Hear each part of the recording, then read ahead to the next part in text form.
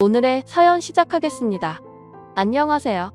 저는 아들, 딸 하나씩 낳고 남편과 이제는 정으로 살고 있는 아줌마입니다. 날씨가 점점 푹해지며 따뜻해지는 게 느껴지네요.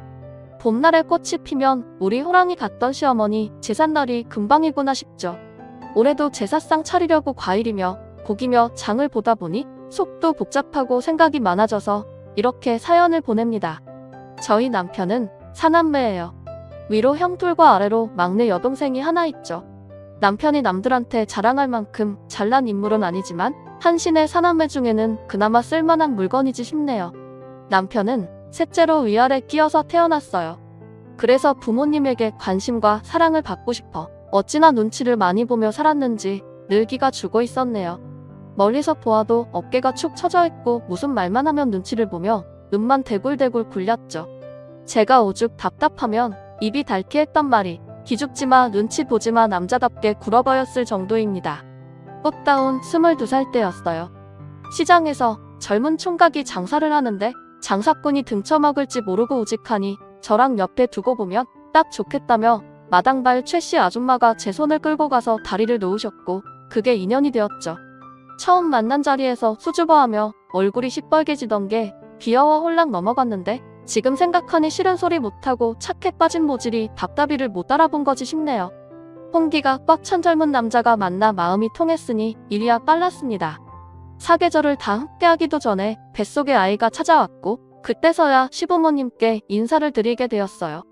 손잡고 처음으로 시댁에 인사를 갔던 날이 아직도 생생하네요. 남편과는 딴판인 딱 봐도 놀기 좋아하는 형들의 여우 같은 시누이 거기다 내가 호랑이 굴에 들어왔구나 싶은 시부모님까지 뱃속의 아들 놈만 아니었으면 홀라당 잡은 손을 뿌리치고 도망 나왔을 거예요. 아들이 지 아빠를 살린 거죠. 형들이랑 다르게 혼자 비실비실하니 남자 구실 못하겠다 싶었는데 그래도 너도 남자라고 뒤에서 구실은 하고 다닌 모양이다. 애를 가졌다는데 반대할 게 뭐가 있겠냐? 배부르기 전에 날 잡고 씩 울려라. 네 아버지 그럴게요. 아버지 이야기 끝났으면 이제 집에 가봐. 식구들도 많은데 둘러앉아서 식사 챙기기 번거롭다. 사돈댁에는 날 받을 것도 없고 머리 아프게 예단이니 예물이니 챙길 건 없다고 전해라. 자리에 앉고 임신을 했다고? 그럼 책임을 져야지 결혼해라. 딱 한 말씀 하시더니 이불 하나 챙겨서 남편 자취방에 들어가 살라고 하시대요. 남편은 익숙한 듯 알겠습니다 하더니 자리를 정리하고 일어나려고 하고요. 이게 뭔가 싶었죠. 나한테 궁금하신 것도 없나 속상하고 긴장했던 게 맥이 탁 풀리더라고요. 벌써 끝난 거예요? 아니 그래도 여기까지 왔는데 길게 이야기할 거 없다. 여자가 말이 많으면 나중에 탈이 나는 거야. 저희 가볼게요. 다음 제사 때 올게요. 언니 일찍 와요. 이제 이 집 며느리니까 제사도 챙겨야죠. 그치 엄마? 올 거 없다. 괜히 배불러 오면 일방해대니까 오지마. 찬바람이 생하니 불었어요. 하나 있는 신우는 얼마나 얄밉게 말하던지. 본인이 손이 사람도 아닌데 시부모님 옆에 찰싹 붙어 앉아서는 여우 같더라고요. 그때도 지금도 신우 생각만 하면 자다가도 가슴을 치며 일어났네요. 그렇게 결혼을 허락받고 시댁에서 나와 남편 자취방으로 가는 길이었어요. 당신은 걱정할 거 없어. 시집살이도 없을 거고 내가 전부 못하게 막을 거야. 그러니까 나만 믿어. 알겠지? 당신은 우리 아이만 생각해. 그 말이 얼마나 멋있고 든든하던지. 둘이 손 꼭 잡고는 그래 둘만 잘 살자 다짐을 했죠. 물론 남편이 알고 보니 남의 편이었고 모질이 답답이라는 걸 결혼을 하자마자 알게 되었지만요. 당신도 알고 있었어? 이번에 큰형님네 아파트로 이사 가는 거. 할아버지 제사 어떻게 할 거냐고 전화와서는 얼마나 자랑을 하던지. 사업한다고 돈 없다 난리더니 이사 갈 돈은 어디서 나온 거야? 사거리에 올라간 아파트? 그래. 큰형님이 이사 준비하시느라 정신없다고 하더라. 큰형님 또 아버님께 손 벌린 거지? 맞지? 아휴 안 봐도 비디오지. 나 정말 서운하다 서운해. 우리 집 전세금 올린다고 도와달라고 할 때는 돈 없다고 생판 남인 것처럼 거절하시더니 큰형님은 장남이라고 끔뻑 죽지 아주.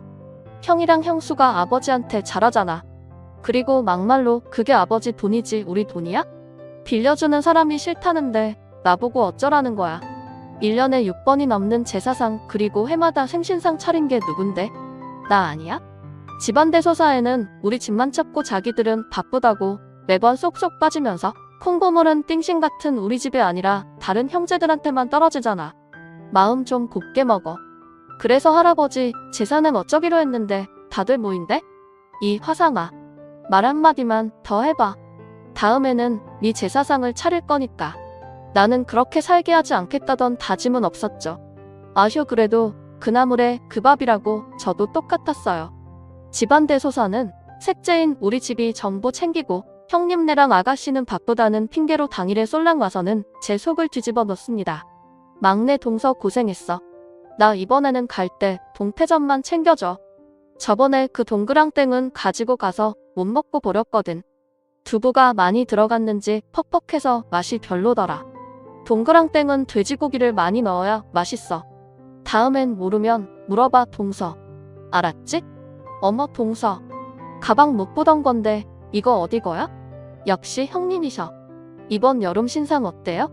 오늘 백화점을 갔는데 너무 예쁘잖아요. 그래서 애 아빠 카드로 몰래 긁었어요. 기가 차더군요. 누군 집에서 지들 입에 넣을 거 만드느라 바쁜데 누구는 그 시간에 백화점에도 다녀오고요. 오늘 백화점 다녀오셨어요? 일 때문에 바빠서 못 오신다면서요. 어머 동서. 우리 같이 비즈니스 하는 사람들은 백화점 다니는 것도 일이야. 그렇죠 형님? 아, 우리 막내 동서 삐졌구나? 내가 다음에는 동서 선물도 하나 사올게. 어이구 말을 하지 그랬어. 시장에서 장사하는데 백화점 물건을 쓰겠어? 그렇지 동서? 얼마나 대단한 일들을 한다고 만날 때마다 시장에서 장사하는 우리 집을 살살 무시합니다. 속으로는 천불이 나지만 보는 눈들이 있으니 참으리는 100번은 넘게 쓰며 참아왔죠. 그렇게 자식들을 들쳐매고 장사해 집안일에 정신없이 살다 보니 시간이 1년, 2년 순식간에 지나가 버렸어요. 첫째 형님네는 영어로 어렵게 샬라샬라 하는 이름을 건 인테리어 사업. 둘째 형님네는 물 건너에서 옷이랑 가방을 사다가 판다고 하고 막내 신호는 남편이랑 같이 학원을 개업하는데 우리는 세월이 흘러도 시장 장사판에 있었네요. 벌이도 고만고만하고요. 그러던 어느 날 첫째가 초등학교 졸업반이었던 해 유난히 꽃샘추위가 심했던 날이었어요. 그날따라 평소 같으면 벌써 잠들었을 시간에도 잠이 오질 않아서 자리에 누워 뒤척이고 있었죠. 그때 갑자기 전화벨이 울리는데 순간 심장이 쿵 떨어지면서 큰일이 생겼다 직감적으로 느껴지더라고요. 전화의 내용은 시아버지가 심장마비로 돌아가셨다는 내용이었습니다. 건강에는 전혀 이상이 없던 시아버지가 그날 갑자기 화장실을 다녀오다 쓰러지셨고 구급차가 도착하기도 전에 손도 못 쓰고 떠나신 거죠. 생각지도 못했던 일에 정신이 없었어요.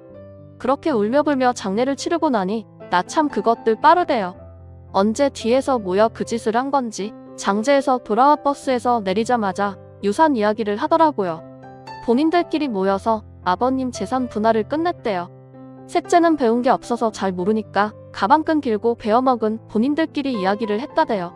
땅에 주식에 현금까지 싹 다 본인들이 나눠 먹고 우리는 지금 시어머님이 살고 계시는 아파트를 준다며 아주 인심 쓰듯 말을 했어요. 뭐라도 하나 챙겨줘서 고맙다 해야 하는 건지 2년 놈들을 한번 죽도록 패야 하는 건지 순간 골아프게 고민을 했죠. 그런데 나한테만 큰 소리 낼 줄 아는 대신 같은 남편 놈이 냅다 알겠어 고맙다 하고는 집으로 가자더군요. 나는 아직 입도 뻥끗 못했는데 이 남편 놈은 왜 혼자서 난리야 싶어서 화를 내리던 순간 우리 엄마 불쌍해서 어쩌지? 엄마 혼자 살아야 돼? 아파트까지 셋째 오빠가 가지고 가면 엄마는 어딜 가서 살아? 오빠, 엄마 나가라고 할 거야? 막내 신호가 남편 다리를 붙잡고 쇼를 하기 시작했죠. 언제부터 우리 엄마 하면서 챙겼다고 아주 웃기더라고요. 그런데 다른 형제들도 아파트 준다고 했지만 지금은 시어머님이 살고 계시니 당연히 어머님도 모시는 조건이다. 막내 너는 걱정하지 말아라 하는 거 있죠? 이것들이 누구 맘대로 나보고 홀시어머니를 모시라고 하는 건지 눈이 뒤집어졌는데 남편이 절 들쳐매고 도망치듯 자리를 빠져나왔어요. 그날 집에서 대판 싸웠죠. 너 혼자 어머님 모시고 살라고. 나는 그 아파트 받을 마음도 없고 무슨 거지한테 동전 던져주는 것 마냥 다 쓰러져가는 아파트 하나 던져주면서 원하는 것도 많다고요. 남편은 입을 꾹 다물고 고개만 숙이고 있더군요. 당장 어머님 모시지 못한다고 가서 말하라고 소리를 지르고 주먹으로 어깨를 때리니까 그제야 입을 열었어요. 여보, 남들이 보기에는 답답하다 모자라다 할지 몰라도 나는 형, 동생 없이 딱 한 번만이라도 엄마 옆에 혼자 있어 보고 싶어. 다른 형제들한테 엄마 사랑 나눠주지 않고 온전히 나 혼자만 엄마 사랑받으면서 살아보고 싶어. 미안해. 남편은 오히려 형제들이 엄마를 떠넘겨서 본인은 감사하대요. 엄마를 독차지할 수 있어서 말은 다 못해도 너무 설레인다고 울면서 말하는 거죠. 그러니 어떤 아내가 그 모습을 보고 계속 욕을 할 수가 있겠어요.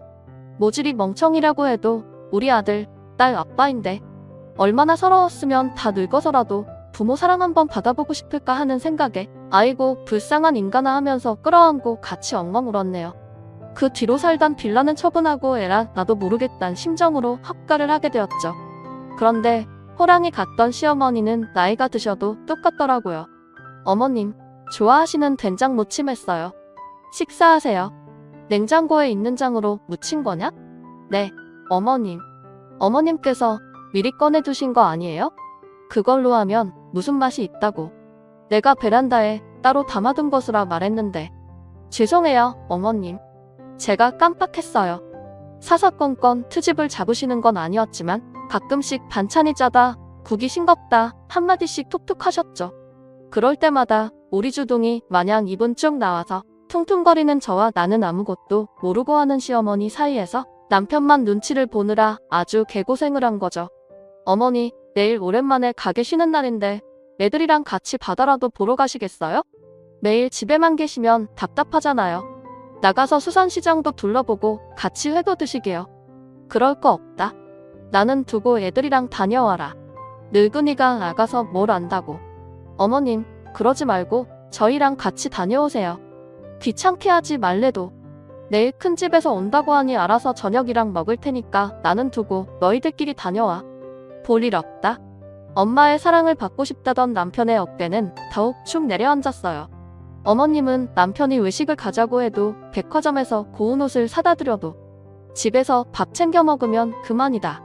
너희나 나갔다 와. 귀찮게 하지 말래도. 왜 너는 2번, 3번 말을 하게 하니? 머리 아프다. 이걸 돈 주고 왜 사와? 입지도 않은 옷이니 당장 들고 가서 환불해. 어찌나 매섭게 거절을 하고 방으로 획하니 들어가시는지. 나중에는 우리 아들, 딸이 할머니한테 말 한번 붙이기도 힘들어했죠. 할머니가 거실로 나오면 쥐도 새도 모르게 본인네 방으로 숨어 들어갔으니까요. 어느 순간부터는 남편도 포기하고 어머님 눈치만 보기 시작했고요. 그러다 언제부터는 평소에는 오지도 않던 인간들이 돈이 필요하면 연락도 없이 찾아오는 일도 많아졌어요. 어머님 감사해요. 이 사람이 사업을 한다고 일을 버려서. 그래도 첫째 아들 믿으시죠? 저희가 지금까지 빌려간 거 2배로 돌려드릴게요. 아쇼, 내가 우리 엄마 덕분에 큰 고비 하나 넘겼네. 오늘은 다 같이 나가서 갈비 먹을까? 엄마, 옷 입어요. 빨리. 내가 기분이 너무 좋아서 그래. 이제는 시어머님 댁이 아니라 우리 집인데도 얼마나 염치가 없는지. 항상 빈손으로 떨렁떨렁 와서는 과일 좀 내놔라. 마실 거 없냐? 진상이 따로 없었죠. 엄마, 지난번에 도와준 거 너무 고마워. 그런데 엄마도 요즘 알지? 애들 학원이 수학 하나, 영어 하나에선 어렵거든. 선생님을 조금 더 불러야 할 것 같은데. 남편은 꼴에 동생이라고 형들이 이야기할 때와는 조금 달리 행동했어요. 너는 엄마한테 돈 빌려달라는 말 말고는 할 말이 없어? 어쩜 매번 올 때마다 죽는다 죽는다 곡소리야. 그런 소리 할 거면 그만 와. 하지만 신호가 누굽니까? 그 말에 가만히 있을 신호였음 오지도 않았겠죠. 아, 누가 오빠한테 돈 빌려달라고 했어? 오빠 거지인 거 내가 더 잘 알거든. 그리고 내가 엄마 돈 빌려가서 떼먹는데 다 돌려준다고 하잖아. 아, 내 엄마 내가 보러 오겠다는데 왜 오빠 눈치 봐야 돼? 그쪽 식구들 한번 다녀가면 집안이 썰렁했어요. 남편은 남편대로 시어머님께 화가 나서 뚱에 있고 시어머님이야 원래 말이 없고 저만 중간에서 눈만 도르륵 올렸죠. 그러다 한번 서러움이 터지는 일이 있었어요. 어머님, 저희 정말 처음이자 마지막으로 딱 한 번만 부탁드릴게요. 가게가 좋은 자리가 나왔는데 계약을 하고 싶어요. 계약금이 부족한데 조금만 빌려주시면. 일 없다? 빌려줄 돈 없어. 어머님, 고민도 안 해보시고 어떻게 바로 거절을 하세요? 다른 자식들은 필요하다면 척척 내주셨으면서. 저 이번이 처음이에요. 그런데 이렇게 매몰차게 하셔야 돼요? 너 나한테 돈 맡겨둔 거 있냐? 내가 돈이 없다는데 무슨 말이 많아? 저녁 시간이니까 나가서 일 봐라. 아니요. 오늘은 저녁 차릴 시간이 없네요, 어머님. 나가서 가게 계약금이라도 벌어야겠어요. 아무리 아무도 없어도 돈이 없으니까. 아무리 아픈 손가락은 따로 있다고 해도 정말 눈에 보이게 차별하시는 건 아닙니다, 어머님. 지금 생각하면 그 자리를 계약하지 않은 건 정말 다행인 일이었지만 그 당시에는 얼마나 서럽고 화가 났는지요. 다른 자식들에게는 이것보다 더 큰 돈을 턱턱 내어주시면서 제일 못 사는 셋째 놈은 돈의 디귿자도 꺼내기도 전에 거절을 하시니 그날은 저녁도 차리지 않고 나가 울면서 술을 어찌나 마셨는지 몰라요. 그렇게 진탕 술을 마시고 그래 우리가 비빌 언덕이 어딨냐? 열심히 일해서 살아남아야지. 마음을 다잡고 가게로 출근했을 때 눈이 번쩍했어요. 비즈니스 하는 사람들 손이 맵더라고요. 어머, 형님 이게 뭐 하는 거예요? 나요? 아파요. 지금 누구 머리채 잡아요? 동서, 그렇게 생각 안 했는데 아주 무서운 사람이네. 뒤가 구려서 어머님 모시고 사는 거야? 그래? 어디서 어머님 돈을 빼돌리려고 해? 아주 앙큼하네. 이거. 언니, 아주 본때를 보여줘요. 아파트 하나 넘겨줬으면 만족해야지. 시장 바닥에서 장사하더니 돈 냄새 맡으니까 눈이 돌았지. 아주? 우리 엄마 돈을 탐내? 오늘 눈물을 쏙 빼야 해. 제가 어머님 돈을 언제 넘겼냐고 그래요. 이거 놔요, 당장. 저는 대머리가 되는 줄 알았네요. 어찌나 손아귀 힘이 좋던지 머리채를 잡고 흔드는데 골까지 울리더라고요. 신혼여는 옆에서 무슨 년 하면서 추임새를 넣고 옆집 야채가게 사장님 도움이 아니었으면 초상치를 뻔했죠. 소식이 어찌나 빠르던지 제가 어머님께 손 벌렸다는 걸 알고는 머리끝까지 화가 나서 가게로 찾아왔어요. 돈에 욕심내면 죽인다 어쩐다 하면서요. 내가 받기라도 했으면 머리하는 금이 뭐가 아깝겠어요. 그런데 돈 100원도 구경을 못하고 머리채를 잡히니 억울하고 서럽고 하늘이 무너지는 기분이었네요. 준이 아빠, 내가 왜 이렇게 살까? 왜? 나 그냥 나가서 콱 죽어버릴까? 시장 바닥에 소문이 쫙 퍼졌는데 내가 얼굴을 들고 다닐 수 있겠어? 사람들 앞에서 머리채를 잡혀서는 정신 나간 사람처럼 마냥 끌고 다니고 본인들은 전부 돈 받아거는 우리도 좀 먹고 살게 도와달라는데 그게 머리채 잡힐 만큼 잘못한 일이야? 그래? 준이 엄마, 미안해. 내가 다 미안해. 당신한테 할 말이 없어. 내가 나한테 할 말이 있겠어? 너처럼 안 살게 하겠다며? 그런데 이게 뭐야? 우리 네 식구 전부 어머님 눈치에 당신 형제들 등살에. 왜 이렇게 살아야 하는데? 왜? 거지 같은 집에 시집 와서 이게 무슨 고생이냐고. 너는 입이 없어? 나 몰래 죽을 죄라도 지었니? 그래서 할 말도 못하고 인신처럼 사는 거냐고. 사실 남편이 무슨 죄가 있겠어요.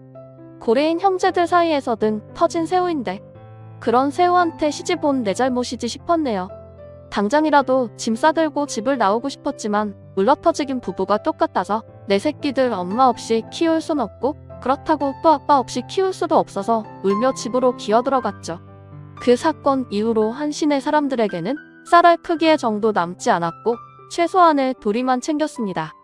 형님들과 막내 신우는 내가 제 엄마 돈이라도 안 줬고 형님들과 막내 신우는 내가 제 엄마 돈이라도 빼돌릴까봐 걱정이 되는지 감시하듯 하루가 멀다 하고 집을 찾아왔지만 저도 이전만큼 참진 않았어요. 왜 저번보다 살이 빠졌어? 혹시 언니가 밥도 안 주고 그러는 거 아니지? 장난이지, 장난. 언니, 눈에서 불 나오겠어요. 어머, 혹시 찔려서 그러는 거 아니죠? 아니요. 아가씨가 오실 때마다 빈손으로 오셔서 저희 쌀이 부족해서 그래요. 다음에는 두 손 무겁게 오세요. 어머님 고기 좋아하시는데 입으로만 효도하지 말고 한우라도 좀 사들고 오시는 건 어때요? 우리 식구도 먹이고 어머님도 챙겨주세요. 다음에 기대할게요. 어머, 동서. 주름이 너무 많다. 밖에 나가면 내가 더 어린 줄 알겠어. 내가 동서한테 형님이라고 불러야 할 얼굴이네. 장사하면서 관리 너무 못하는 거 아니야? 그래요? 그럼 이제부터 저한테 형님이라고 부르세요. 그리고 형님이 말씀하시는 게 하도 어린애 같아서 사람들이 얼굴 못 봐도 제가 더 형님인 줄 알 거예요. 집에 돌아가며 화가 나 씩씩거리는 것들을 보면 속으로 아주 통쾌했죠. 물론 매번 속 시원하게 먹이지는 못했지만요. 그러던 어느 날 시어머니 방문 앞에서 형님과의 대화를 듣고는 뒤로 나자빠질 뻔한 일이 생겼습니다. 어머님, 이번에 민석이 대학 가는 거 아시죠? 얼마나 대견한지. 아빠 사업 물려받겠다고 건축학과를 지원했지 뭐예요? 아휴, 누구 손자인지 얼굴도 잘생겼는데 마음도 곱고. 속으로 한참을 비웃었죠. 조카 자식 공부도 못하고 띨띨한 거 동네에 전부 소문나 있었는데 누가 몰랐겠어요. 고등학교 졸업하고 3년을 더 공부시켜 겨우 멀리 지방에 있는 대학에 합격했는데 그해 우리 큰애는 못난 부모가 든든히 지원해주지 못했어도 서울 명문대에 그것도 의대를 합격해 어깨가 으쓱하고 있었거든요. 3년을 더 공부했으면 당연히 합격을 해야지. 뭐 시달라서 그렇게 큰 소리야? 어머님, 요즘 3년을 더 공부하시는데 어머님, 요즘 3년은 다들 기본으로 더 공부해요. 어디 가서 그런 말씀 마세요. 어머님 나이 드셔서 잘 모른다는 소리 들을까 겁나요. 그런데 장손이 떡하니 대학에 합격했는데 선물 안 해주실 거예요? 4년째 학비는 내가 한 번에 보태주마. 민석이한테 고생했다고 전해라.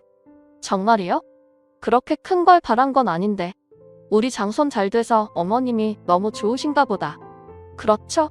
방문 앞에서 그 말을 듣는데 뛰어가더라고요. 우리 아들이 의대 합격했다는 말을 들으시고 고개 한번 끄덕이고 마셨던 분이 멍청한 조카 자식이 알지도 못하는 대학 합격했다는 말에 4년째 학비를 보태주시다니요. 모시고 사는 건 우리여도 저 잘난 돈은 곰 같은 자식 말고 여우 같은 자식 놈들한테 다 흘러가는구나 싶으면서 말로 매겨서 뭐 하나 받아가는 건 저 인간들인데 힘이 쭉 빠져버렸네요. 나는 우리가 시장 바닥에서 장사한다고 무시하는 줄 알았지. 그런데 내 새끼 잘난 의사 가운을 입혔는데도 무시하는 걸 보니 머지간이 싫으신가 보다. 기대를 하지 말아야지 하는데도 어쩜 매번 사람을 이렇게 실망시키는지. 내 잘난 새끼들까지 이 집에서는 찬밥 신세구나 하면서 주방에 숨어서 몰래 소주 한 병을 다 마셨다고. 그렇게 시간이 흐르니 세월의 장사는 없는지 호랑이도 째려잡을 것 같은 시어머니도 병원을 모시고 가는 날이 점점 많아지기 시작했어요. 몸은 아파도 정신은 깨끗하신 양반이라 더욱 신경 쓸 게 많아졌고요. 제 엄마가 기침이라도 한번 하면 아주 오만 놈의 자식들이 전부 달려와서는 노인네한테 신경은 쓰고 있는 거냐, 보양식 좀 챙겨 먹여라 하더군요. 그래도 모시고 간다는 놈은 하나 없었네요. 시어머니가 워낙 말이 없는 사람이라 표현은 못해도 애틋하고 그리운 자식들이 하루 밤이라도 모신다 하질 않으니 속으로는 얼마나 서러울까 싶더군요. 네, 알아요. 지금 이야기를 들으시는 분들은 알고 이 아줌마 그렇게 당하고도 오지랖이 넓어서 정신을 못 차리네 욕하시겠죠. 다른 사람들도 우릴 보며 답답할 텐데 아들, 딸이라고 오죽하겠어요. 자식들도 우리가 사는 게 답답해 보였는지 일찌감치 독립해 나가버렸고 그 넓은 집에서 셋이 지내기 시작했어요. 우리가 하루 종일 하는 말이라곤 어머님, 저희 가게 나가요. 어머님, 식사하세요. 안녕히 주무세요 뿐이었죠. 그날도 똑같이 새벽같이 가게 문을 열어야 해서 시어머니가 계시는 방문을 향해 어머님, 저희 나가요. 식사 꼭 챙기세요. 말했어요.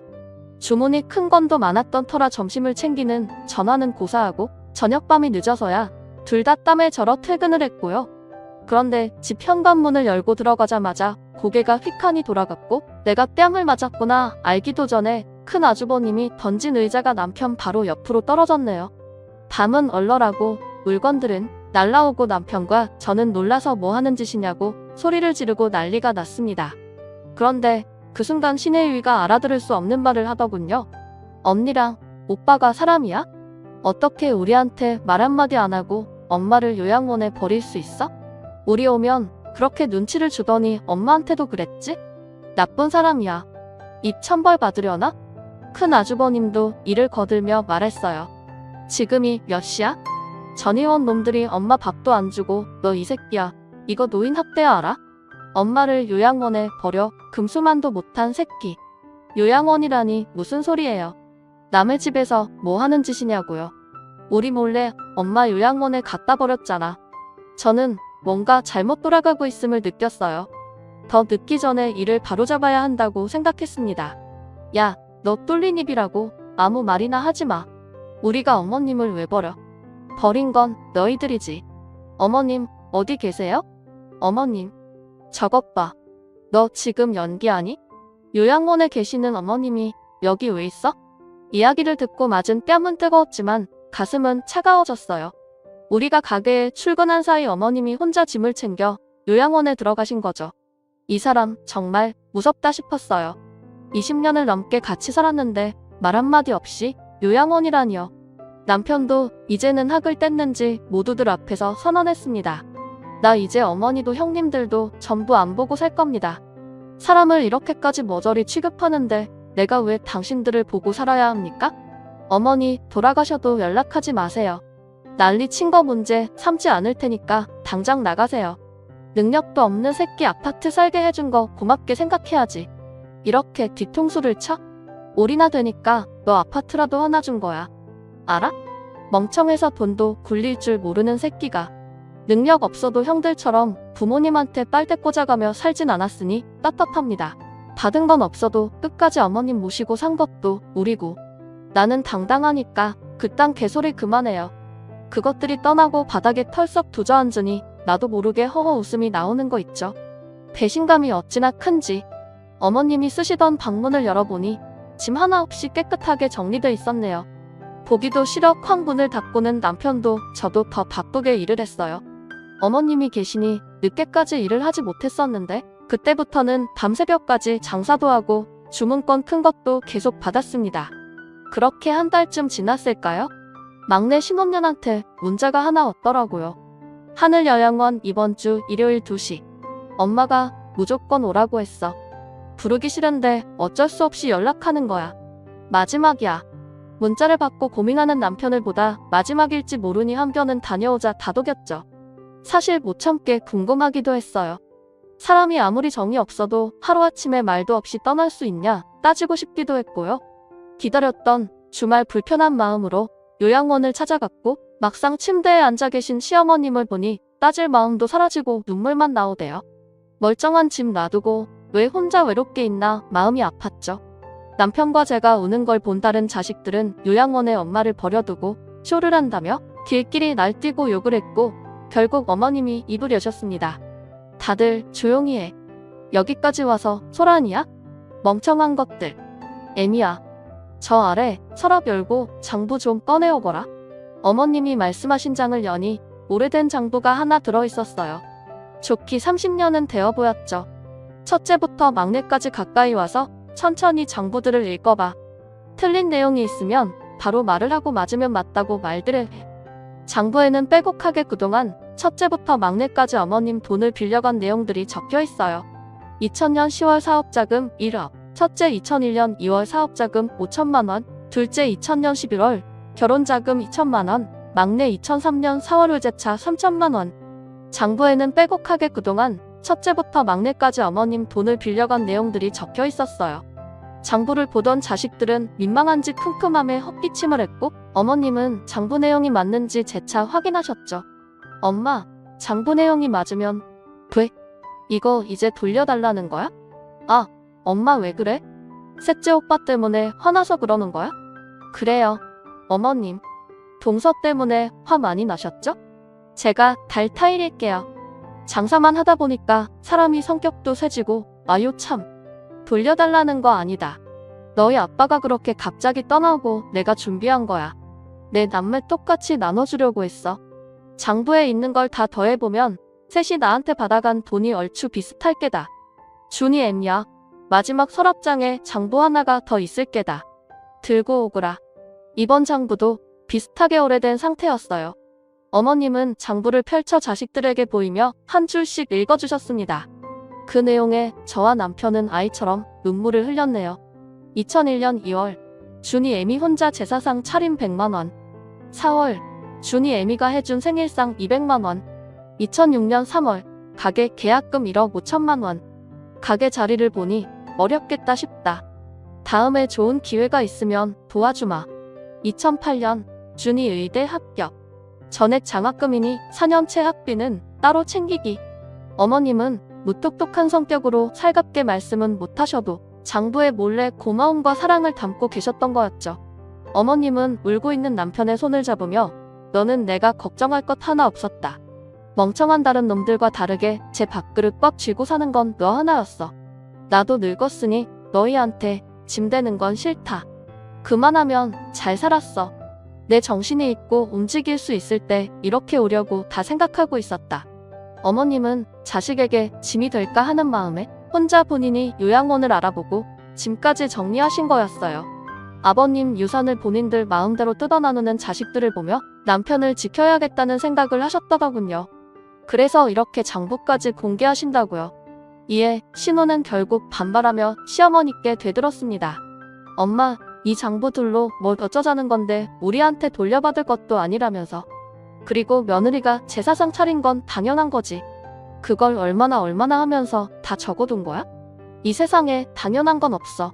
아직까지 저렇게 철이 없어서 너희 셋한테 돌려받을 것은 없다. 그런데 너희 셋한테 내가 줄 것도 없어. 너희 아버지 유산도 셋이 다 가지고 가고 셋째는 다 쓰러져가는 아파트 하나를 던져줘? 내가 지금까지 조용히 있었던 건 너희가 정신 차리길 바랬던 거였다. 멍청한 것들. 셋째는 처음부터 내가 나눠준 유산과 다른 장부에 적어둔 내 고마운 마음까지 전부 주고 갈 거다. 전부. 자식들은 난리가 났죠. 유일한 돈줄이 눈앞에서 사라져버렸으니까요. 하지만 아무리 세월이 흘러 호랑이가 이빨이 전부 빠졌다고 하더라도 그 기세는 무시할 수 없었습니다. 어머님은 자식들이 죽는다 어쩐다 쇼를 해도 눈길 한 번 주지 않으시고 변호사를 불러 재산을 전부 위임하셨네요.